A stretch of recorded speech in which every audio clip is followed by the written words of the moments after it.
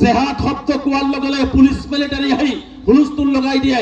মই চহৰবাসীক আহ্বান জনাইছো, জেহাদ আমি কৰিব লাগিব, জেহাদ আমি কৰিম। সেই জেহাদ হ'ব শিক্ষাৰ জেহাদ, সেই জেহাদ হ'ব কাগজ কলমৰ জেহাদ, সেই জেহাদ হ'ব জ্ঞানৰ জেহাদ। আমি জেহাদ কৰিম। জেহাদ কৰিব নে নাই? জেহাদ কৰিব নে নাই? কিহৰ জেহাদ কৰিব? শিক্ষাৰ জেহাদ কৰিব লাগিব।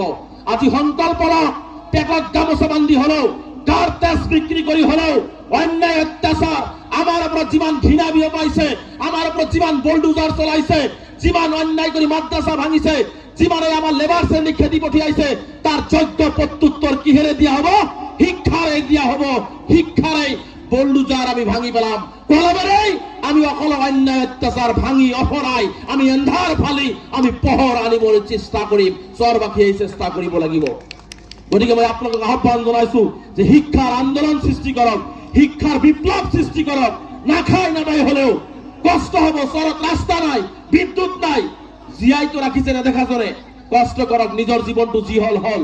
এই আহি থকা প্ৰজন্মৰ হাতত কাগজ কলম তুলি দি টেবুলত থপৰিয়াই হিমন্ত বিশ্ব শৰ্মাৰ অন্যায়ৰ বিৰুদ্ধে যুঁজিবৰ কাৰণে শক্তি দিব লাগিব।